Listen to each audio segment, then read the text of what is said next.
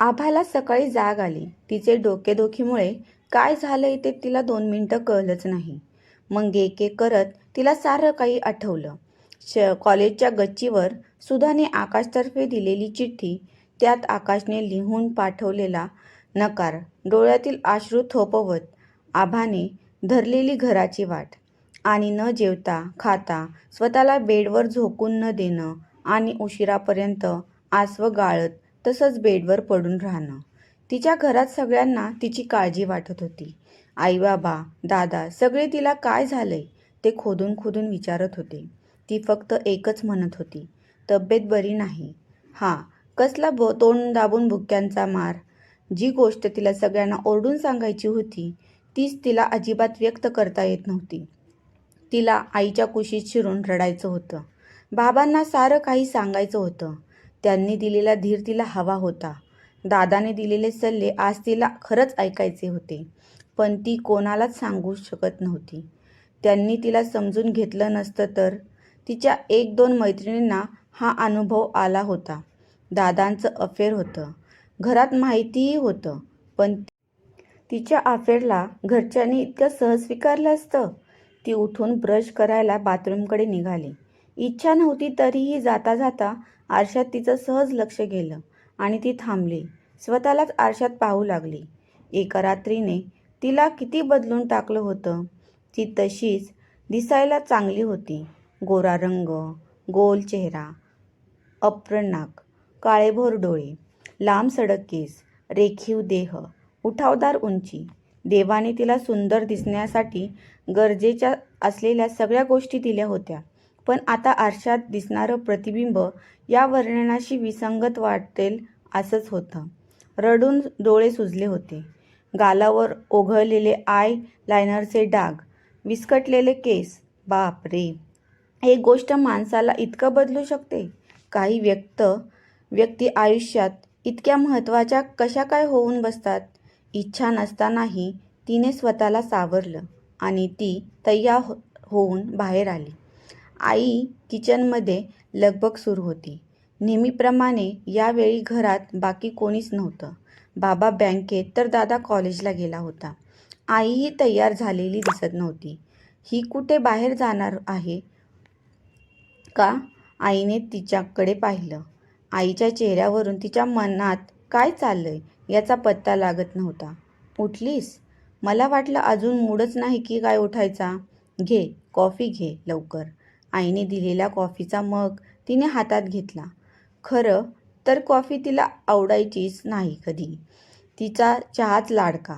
पण त्याच्यासोबत कॉफी शॉपमध्ये गेलं की त्याच्या कपातली कॉफी शेअर करता यावी म्हणून तिने कॉफीची सवय लावून घेतली. त्याच्यासोबत कॉफीचा तो प्रत्येक घोट एक वेगळाच तजेला देऊन जायचा. ती एकटक त्या कॉफी मगकडे पाहत राहिली. शून्यात हरवल्यासारखी. आईनेच तिला भानावर आणलं. काय ग, कसला विचार करतेस? पी पटापट. आई मला नकोय. का ग, बरोबर बनली नाहीये का? नाही, ते उपाशीपोटी जात नसेल. काल रात्रीपासून काही खाल्लेलं नाहीयेस. थांब, खायला देते काहीतरी. पोह्यांचा चिवडा केलाय परवा. तिला माहीत होतं. तिनेच आईला बनवायला सांगितला होता आकाशसाठी. त्याला पोह्यांचा चिवडा खूप आवडायचा, खास करून तिच्या आईने बनवलेला. दोघे एकत्र असताना बऱ्याच वेळा ती त्याला तो भरवायची. तेव्हा त्याच्या डोळ्यातले भाव बघून तिला नेहमी वाटायचं, हा आत्ता विचारेल. त्याच्या डोळ्यात भरून राहिलेलं प्रेम तिला दिसायचं. ते नेमकं काय होतं? ते खरंच त्याच्या नजरेत होतं का तिच्या मनाचा खेळ?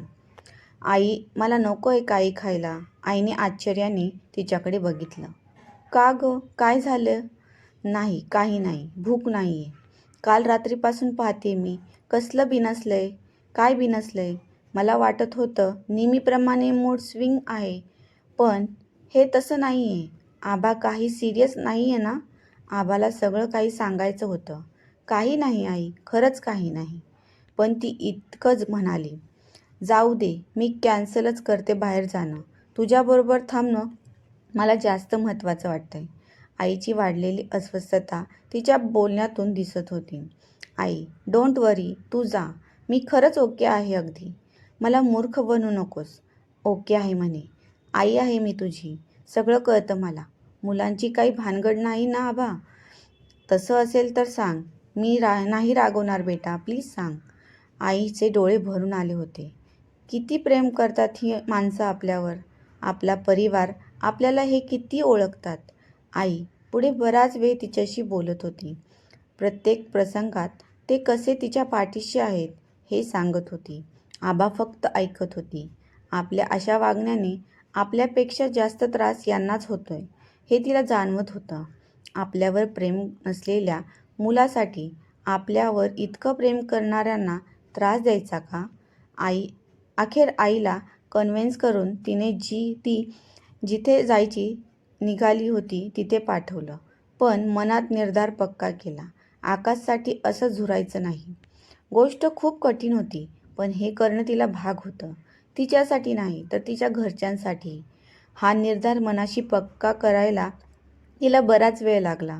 तिलाही कळलं नाही यात किती वेळ गेला. दार वाजलं तेव्हा ती भानावर आली. दादा आला असणार. मनाशी विचार करून ती दार उघडायला गेली. तिने दार उघडलं आणि आश्चर्याने ती समोर पाहतच राहिली. तिला कळतच नव्हतं ती जे पाहते ते खरंच आहे की नाही. ते हसरे डोळे, तो प्रसन्न चेहरा आणि चेहऱ्यावरचं ते निखळ हसू. दारात आकाश उभा होता, तिच्याकडे पाहत हसत मुखाने. मित्रांनो, पुढील भाग क्रमशः